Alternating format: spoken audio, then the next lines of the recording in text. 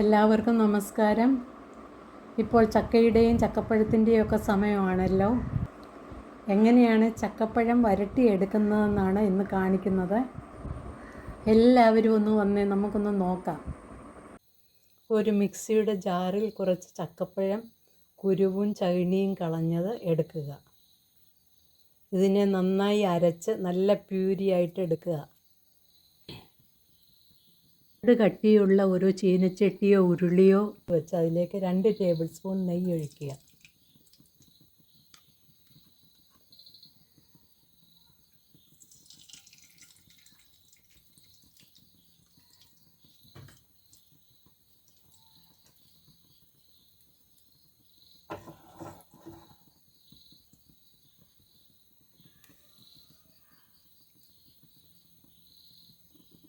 ഇനി ഇതിലേക്ക് ഈ ചക്കയുടെ പ്യൂരി ഒഴിച്ചു കൊടുക്കുക. ഇത് ഒരു തുള്ളി വെള്ളം ചേർക്കാതെ അരച്ചെടുത്തതാണ്.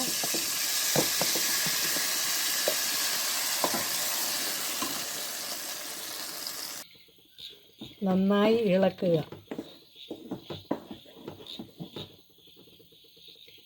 ഇപ്പോൾ ഫുൾ ഫ്ലെയിമിൽ ഇളക്കാവുന്നതാണ്. ഇനി ഇതിനാവശ്യമുള്ളതായിട്ടുള്ള ശർക്കര കുറച്ച് വെള്ളത്തിൽ ഒന്ന് ഉരുക്കിയെടുക്കുക. വെള്ളം ഏറ്റവും കുറച്ചെടുക്കാനായിട്ട് നോക്കണം. കാരണം വെള്ളം കൂടുതൽ ഒഴിച്ചാൽ അത്രയും അത് കുറുകി പറ്റേണ്ടതാണ്. ചക്ക നന്നായിട്ട് ചൂടായിട്ട് കഴിയുമ്പോൾ തീ സ്വല്പം കുറയ്ക്കാവുന്നതാണ്. ഇപ്പോൾ മീഡിയം ഫ്ലെയിമിലാണ് വഴറ്റിക്കൊണ്ടിരിക്കുന്നത്. ഇനി ഈ ചക്ക വഴറ്റുന്നതിലേക്ക് ശർക്കര ഉരുക്കിയത് അരിച്ചൊഴിച്ച് കൊടുക്കുക.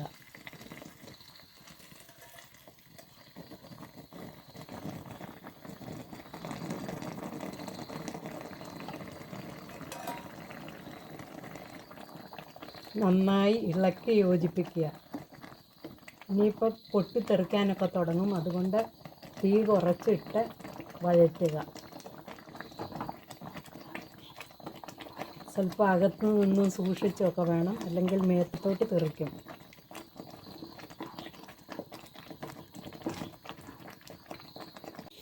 വീണ്ടും ഇതിലേക്ക് 2 ടേബിൾ സ്പൂൺ നെയ്യ് കൂടി ഒഴിച്ചു കൊടുക്കുന്നു. ചക്ക വരട്ടുന്നത് നെയ്യിലും ശർക്കരയിലുമാണ്. ശർക്കര മാത്രം പോരാ, നന്നായിട്ട് നെയ്യ് ഒഴിച്ചു കൊടുക്കണം. ഇപ്പോൾ ചക്ക വരട്ടിയതിൻ്റെ കളറ് മാറിയിട്ടുണ്ട്. ഇനി ഒട്ടും കൈ എടുക്കാതെ നല്ലപോലെ ഇളക്കിയെടുക്കുക.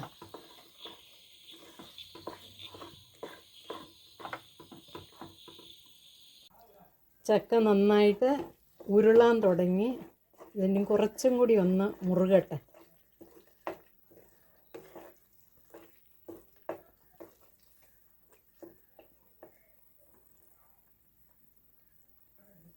ചക്ക വരട്ടിയത് 1 മാസം 2 മാസത്തിനകം ഉപയോഗിക്കാനാണെങ്കിൽ ഫ്രിഡ്ജിൽ തന്നെ വെക്കാവുന്നതാണ്. 1 വർഷത്തേക്കൊക്കെ വെച്ചേക്കാനാണെങ്കിൽ ഫ്രീസറിൽ തന്നെ സൂക്ഷിക്കണം. ചെറിയ ചെറിയ കണ്ടെയ്നറുകളിലാക്കി ഫ്രീസറിൽ വെക്കണം. ഈ ചക്ക വരട്ടിയത് നമുക്ക് അട, കുമ്പിളപ്പം, പായസം, അതുപോലെ ജാം ഉപയോഗിക്കുന്ന സ്ഥാനത്തെല്ലാം ഉപയോഗിക്കാവുന്നതാണ്. വെറുതെ തിന്നാനും ഇത് കൊള്ളാം. ഇത് 600 ഗ്രാം ചക്കയുണ്ടായിരുന്നു. അതിലേക്ക് ഞാനൊരു 300-350 ഗ്രാം ശർക്കരയാണ് ചേർത്തിരിക്കുന്നത്. 5 ടേബിൾ സ്പൂൺ നെയ്യും ചേർത്തു. ഇനി പാത്രത്തിൽ ഒഴിക്കുമ്പോൾ ഈ നെയ്യോടെ ഒഴിച്ചാണ് വയ്ക്കുന്നത്.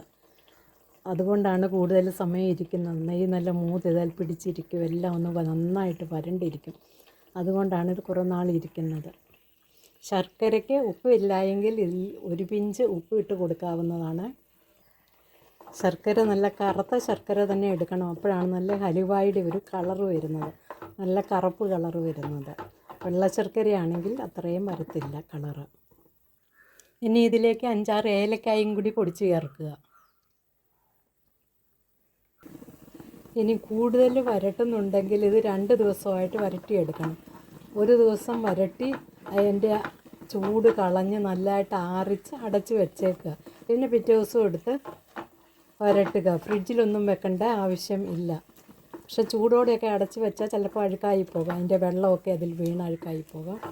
അതുകൊണ്ട് നന്നായിട്ട് ചൂടാറിച്ച് വേണം ഇങ്ങനെ രണ്ടാമത്തെ ദിവസം ഉണ്ടാക്കാൻ. ആദ്യത്തെ ദിവസം നമ്മൾ ഇളക്കി നമ്മൾ ക്ഷീണിക്കും, കാരണം ഇതിന് കുറേ സമയം വേണം ഇത് ഇളക്കിയെടുക്കാൻ. മീഡിയം ഫ്ലെയിമിലൊക്കെ വേണം ഇളക്കിയെടുക്കാൻ. ഫുൾ തീ കൊടുത്ത് ഇളക്കരുത്, അടിക്ക് പിടിക്കാനുള്ള സാധ്യതയുണ്ട്. അപ്പോൾ കൂടുതലുണ്ടെങ്കിൽ ഇത് ഉരുളിയിലൊക്കെ വേണം നമ്മൾ ഉണ്ടാക്കാൻ. ചെറിയ ചീനച്ചട്ടിയിലൊന്നും കാര്യം നടക്കത്തില്ല. ഇത് ഞാൻ 600 ഗ്രാം ചക്കയെ എടുത്തുള്ളൂ. അപ്പോൾ നെയ്യൊക്കെ നല്ലതായിട്ട് പുറത്ത് വന്നിട്ടുണ്ട്. ചക്ക വരട്ടിയത് ഏകദേശം ആയി കഴിഞ്ഞു. തൽക്കാലം ഉപയോഗിക്കാനാണെങ്കിൽ ഇപ്പോൾ ഗ്യാസ് ഓഫാക്കാവുന്നതാണ്. അതേസമയം കുറച്ചുകൂടി നമുക്ക് വയ്ക്കാനാണെങ്കിൽ ഇതൊന്ന് ഉരുണ്ട് വരണം, ഇച്ചിരിയും കൂടി ഒന്ന് ഉരുണ്ട് വന്നോട്ടെ.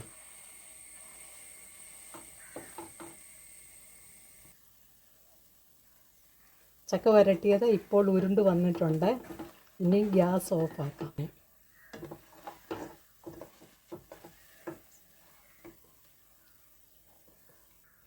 അപ്പോൾ ചക്ക റെഡിയായി കഴിഞ്ഞു. എല്ലാവരും ലൈക്ക് ചെയ്യണേ, കമൻറ്റ് ചെയ്യണം, ഫോർവേഡും ചെയ്യണേ.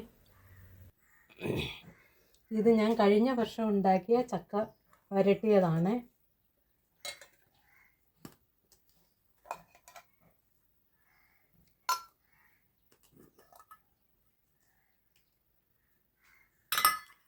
യാതൊരു കുഴപ്പവും കേടുമില്ലാതെയാണ് ഇരിക്കുന്നത്. സമയമില്ലാത്ത സ്പൂൺ വേണം എപ്പോഴും ഉപയോഗിക്കാൻ. Okay, thank you for watching. എല്ലാവരും ലൈക്ക് ചെയ്യാനും കമൻറ്റ് ചെയ്യാനും ഫോർവേഡ് ചെയ്യാനും ഒന്ന് നല്ലതായിട്ടൊന്ന് സപ്പോർട്ട് ചെയ്യാനും മറക്കണ്ട കേട്ടോ. എല്ലാവർക്കും താങ്ക്സ്. നല്ലൊരു ദിവസം നേരുന്നു. ഓക്കെ.